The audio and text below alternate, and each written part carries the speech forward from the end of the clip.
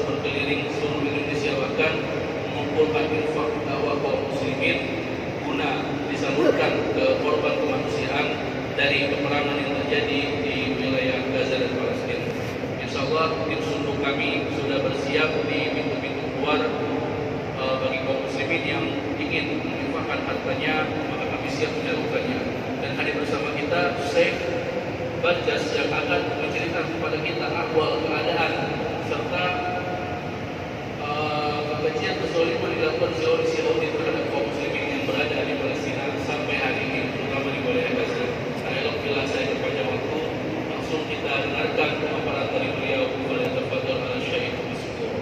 Bismillahirrahmanirrahim. Assalamualaikum warahmatullahi wabarakatuh. Waalaikumsalam. الشكر الجزيل للحكومة الأندونيسية ولوالي هذه المدينة، والشكر والتقدير كذلك لإمام هذا المسجد الأكبر ونائبه ومساعديه وخطيبه والمؤذن والعمال والموظفين في هذا المسجد.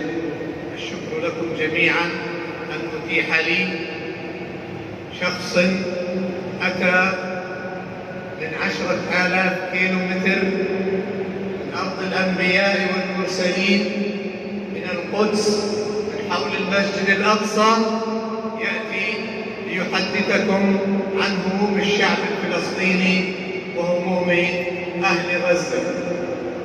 Pertama-tama saya mengucapkan terima kasih banyak kepada kaum muslimin seluruhnya, berterima kasih kepada Dewan Kemakmuran Masjid, imam kita, kami kita semuanya.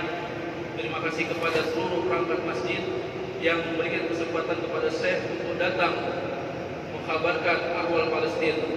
Beliau mengatakan, saya datang dari negeri yang jauh di sana, negeri yang jaraknya ribuan kilometer, guna mengadukan hal yang kali ini kami derita, hal yang kali ini kaum muslimin hadapi berupa kezaliman dan penjajahan yang dilakukan oleh tentara Zionis Israel. مهنئا إياكم بشهر رمضان، شهر الرحمة والغفران، شهر الفوز بالجنان والنجاة من النيران. من قامه وصامه إيمانا واحتسابا غفر له ما تقدم من ذنبه. Bertepatan pula kaum muslimin hari ini di seluruh dunia berbahagia dengan datangnya syahrul Ramadan, syahrul atau bulan yang penuh dengan kemuliaan, yang pahala di dalamnya dilipat gandakan. Kemudian baginya surga telah disiapkan, dan juga kita dengan amalan-amalan di bulan Ramadan ini telah bisa selamat dari azab neraka jahanam. لكن رمضان في غزة وفي القدس يختلف عن رمضان في أندونيسيا وفي ماليزيا وفي كل بقعة من بقاع العالم. Hanya saja kemudian Ramadan yang hari ini Muslim Indonesia rasakan, Muslim Malaysia rasakan, dan seluruh Muslim belahan dunia rasakan, berbeda kondisinya dengan keadaan Ramadan yang hari ini dilaksanakan dan dirasakan oleh Muslim Palestina, terutama di wilayah Gaza. أنتم تتسحرون وتفطرون على صفارات التنبيه في بلادكم، هدوء وسكينة واستقرار، ولكن ketika kita kaum muslim Indonesia di sini menghadapi sahur kita, melakukan iftar kita, buka puasa kita, mendengarkan suara sirene menunggu waktu berbuka dengan tenang, dengan rasa aman dan tentram, akan tetapi ولكن أهل غزة يتسحرون ويفطرون على صوت المدافع، صوت الطائرات، صوت القذائف والرصاص، عندما يكونوا يأكلون ويتناولون طعامهم.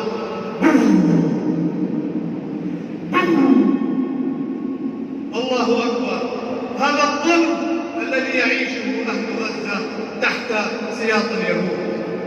tetapi kaum muslimin di Gaza terutama dan sekitar wilayah Palestina menghadapi puasa mereka, sahur mereka, buka puasa mereka dengan dentuman suara roket, serangan suara-suara rudal yang ditembakkan oleh tentara Zionis Yahudi. كل ذلك بسبب كذبة الهيكل المزعوم وأرض الميعاد للسيطرة على فلسطين وعلى القدس.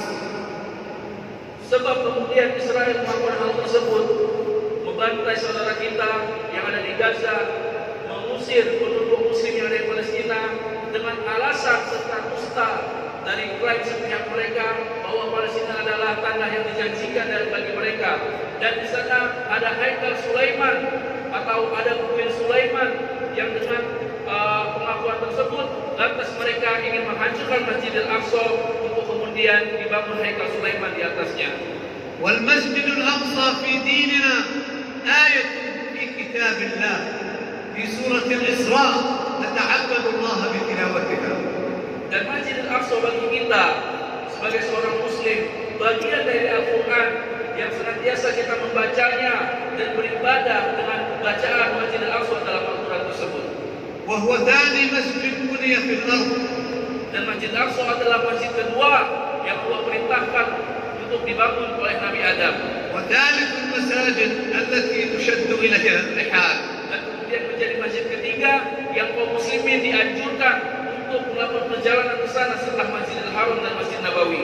وهو أرض الطائفة المنصورة في بيت المقدس وأكناف بيت المقدس كما أخبر النبي صلى الله عليه وسلم. Dan sebagaimana juga Nabi Muhammad mengkhabarkan bahwasanya tanah Baitul Maqdis adalah tanah tempat munculnya Taifah Mansurah, yaitu kelompok yang di akhir zaman nanti akan memenangkan peperangan umat Islam dengan golongan-golongan orang kafir. وتمت فيه رحلة الإسراء والمعراج التي يتميز بها عن غيره من كل مساجد الكرة الأرضية. Dan kemudian Masjid Aqsa Allah pilih sebagai tempat Rasulullah Mi'raj menuju langit, menuju Sidratul Muntaha, yang itu merupakan keutamaan yang bahkan tidak dimiliki oleh Masjidil Haram dan Masjid Nabawi. وهو أرض المحشر والمنشر قبل يوم القيامة. Dan begitu juga kelak manusia akan berkumpul dan dimahsyarkan di tanah Masjidil Aqsa. والصلاة فيه ب500 صلاة. Yang sholat di dalamnya akan mendapatkan 500 kali lipat ganjaran daripada sholat di selain masjid tersebut. إذا المسجد الأقصى ليس كمسجد الاستقلال في جاكرتا أو مسجد محمد الخامس في المغرب أو المسجد الأزهر. المسجد الأقصى يختلف عن هذه المساجد كلها لأنه قرآن، لأنه إيمان، لأنه عقيدة، لأنه عشرات الأحاديث النبوية التي تحدثت عن فضل المسجد الأقصى. Karena itulah perkara Masjidil Aqsa bukan seperti masjid-masjid yang ada hari ini, tidak seperti Masjid Istiqlal di Jakarta atau masjid yang ada di Maghrib atau masjid-masjid lain, karena keutamaan Masjidil Aqsa telah disebutkan dalam Al-Quran dan hadis-hadis Nabi. Perkara Masjidil Aqsa adalah berkaitan dengan ibadah kita, berkaitan dengan agama kita, dan berkaitan dengan akidah kita sebagai seorang muslim. نحن أهل فلسطين أخرجنا من فلسطين من القدس وأنا ابن القدس من أجل كذبة الهيكل المزعوم وكذبة أرض الميعاد التي يعتقد بها اليهود. Dan saya pribadi sebagai putra Palestina diusir dari negeri saya sendiri, diusir dari tanah Palestina karena pengakuan dan klaim dusta yang dilakukan oleh tentara Zionis dengan pengakuan tanah yang dijanjikan juga haikal Sulaiman sebagaimana yang disebutkan tadi. لكن المسجد الأقصى ليس لأهل فلسطين ولا للعرب الذي حرره من الصليبيين صلاح الدين الكردي وهو ليس بعرب. Akan tetapi perkara Masjid Aqsa hakikatnya bukanlah tanggung jawab kaum muslimin Palestina semata, bukanlah tanggung jawab kaum muslimin yang ada di Arab sana. Kita tahu bahwasanya dulu yang akhirnya berhasil memerdekakan Masjidil Aqsa dari cengkraman tentara salib adalah Panglima Salahuddin Al-Ayyubi, dan beliau adalah seorang Kurdi, bukan seorang Arab.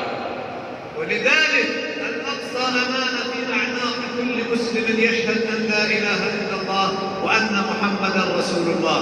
الأندونيسي معني به، والماليزي والأوروبي المسلم والأسترالي المسلم ليس لأهل فلسطين ولا للعرب.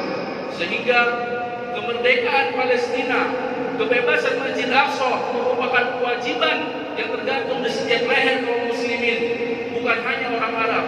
Muslim Indonesia kah, Muslim Malaysia kah, Muslim Eropa kah, Muslim Amerika kah, setiap orang yang kemudian mengaku la ilaha illallah Muhammadar Rasulullah memiliki kewajiban untuk ikut andil dalam kemerdekaan Masjidil Aqsa. ولماذا لا يكون أعيد ولماذا لا يكون التوقيع على قرار تحرير المسجد الأقصى وفلسطين يصدر من مدينة جاكرتا بوجود رئيس وحاكم مسلم لأكبر دولة في العالم الإسلامي وهي دولة إندونيسيا.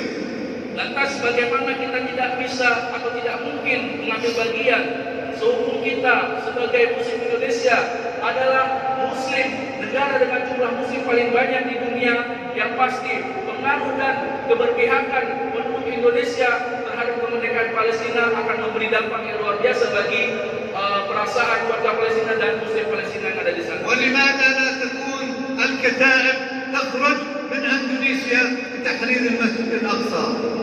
Dan begitu juga peran-peran kita, apapun yang dilakukan oleh kita akan memberi dampak yang positif kepada Masjid Al-Aqsa. من أجل المسجد الأقصى والقدس قدم أهل فلسطين والقدس وغزة قدموا دماءهم، قدموا أموالهم، قدموا الشهداء، قدموا الأسرى، قدموا المعاقين، قدموا المرضى. فماذا يقدم المسلمون في العالم من أجل فلسطين والأقصى والقدس؟ Dan untuk perkara Palestina ini, penduduk Gaza dan penduduk Palestina seluruhnya telah menyerahkan segala apa yang mereka miliki, jiwa, harta, keluarga, orang-orang yang sakit, orang-orang yang kemudian berjuang untuk membebaskan Masjid Al-Aqsa, telah menyerahkan segala apa yang mereka miliki. Sehingga manakah bagian kita? Apakah yang hendaknya dilakukan oleh Muslim lainnya yang berada di seluruh dunia? لقد شن اليهود حروبا ثلاثة مدمرة على غزة، لأن أهل غزة وحكومة غزة قرروا أن ينشئوا جيشا من 100,000 حافظ للقرآن الكريم حتى يحرروا المسجد الأقصى. Dan yang hari ini terus dilakukan bahkan 3 kali yang dilakukan oleh tentara Zionis, yaitu menyerang wilayah Gaza. Sebagaimana kita tahu bahwasanya Gaza adalah satu-satunya wilayah di Palestina yang sampai hari ini tidak dimasuki oleh tentara Zionis. Mereka terus melakukan penyerangan. Kenapa? Karena penduduk Palestina yang bertahan di daerah Gaza telah mempersiapkan para generasi-generasi Qurani, para hufazul Quran, orang yang membawa agama Allah, membawa kitab Allah, dipersiapkan untuk menjadi pembebas Masjidil Aqsa kelak. ولهذا دمر اليهود في غزة المساجد، مئات من المساجد وعشرات من المدارس وعشرات من المستشفيات والمصانع ومراكز التعليم ومحطات المياه والكهرباء، والله حتى المقابر التي يدفن فيها الموتى وصفت بالصواريخ اليهودية. Dan yang kemudian dilakukan oleh tentara Zionis Yahudi adalah menghancurkan rumah-rumah, rumah sakit, sumber-sumber listrik, sumber-sumber air bagi kehidupan warga Gaza.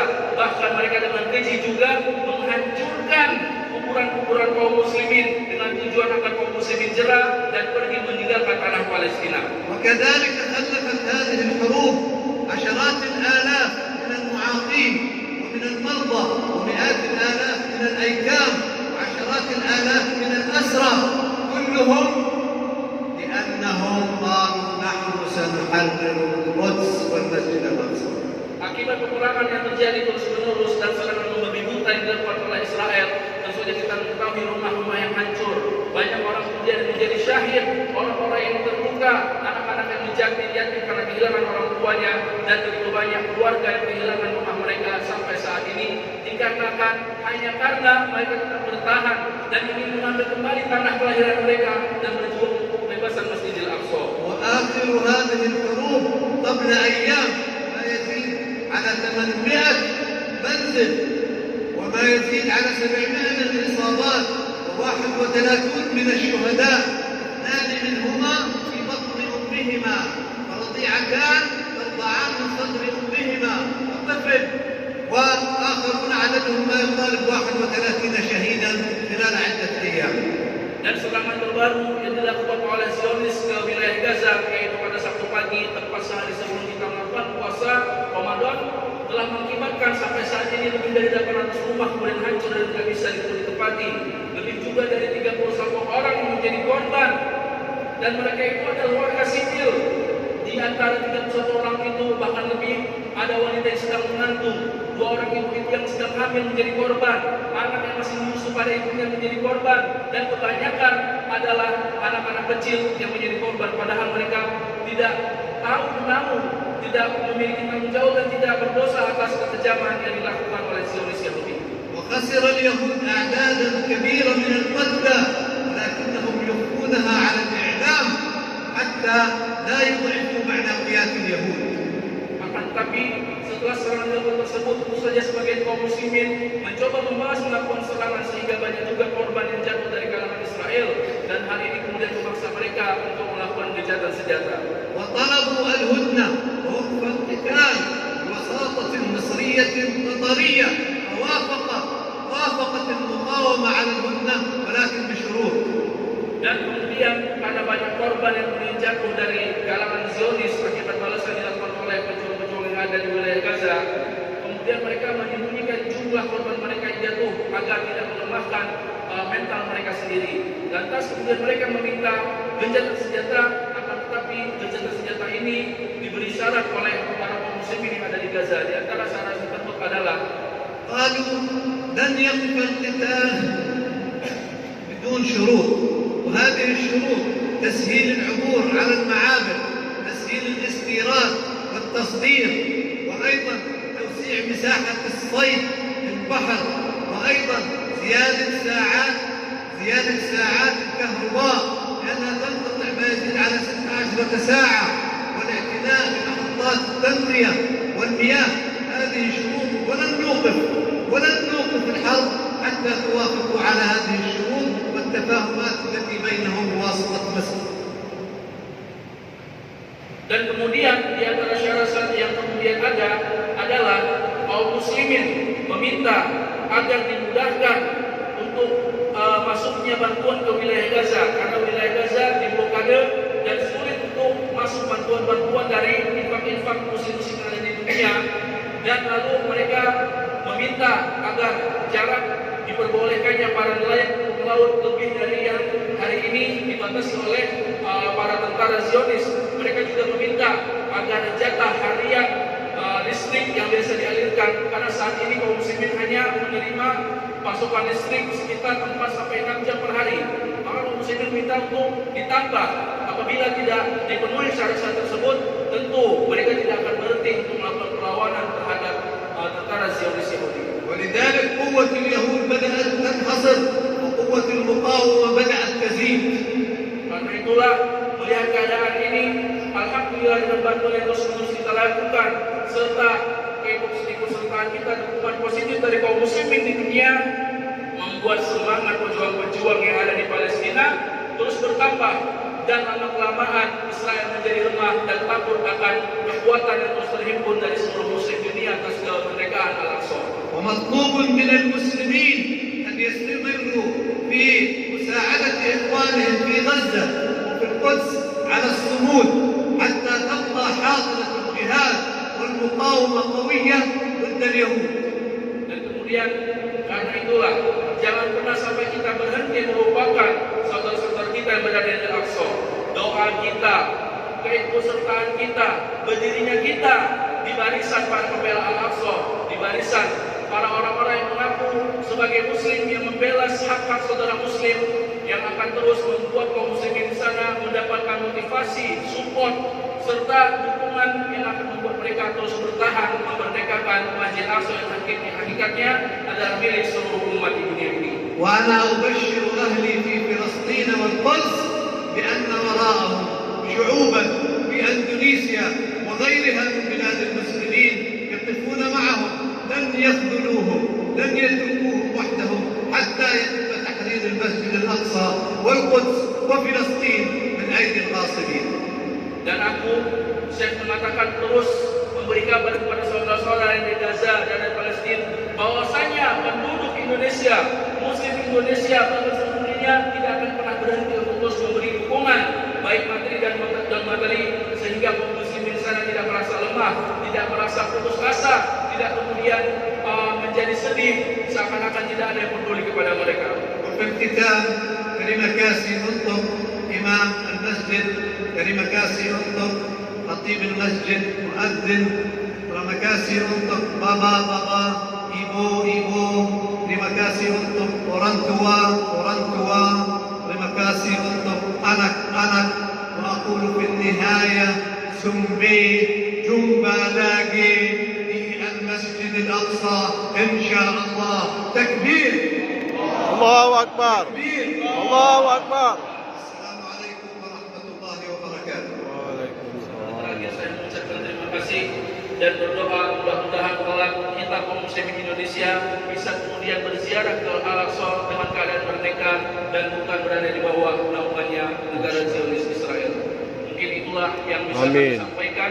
Terima kasih atas kesempatannya dan terima kasih atas segala infak dan bantuan dari kaum muslimin. Mudah-mudahan seluruh infak kita kemudian menjadi sebab Allah memasukkan kita ke dalam surganya di akhirat kelak. Hidayah taufik. Wassalamualaikum warahmatullahi wabarakatuh. Waalaikumsalam. Di sunnah kita nanti ada yang pakai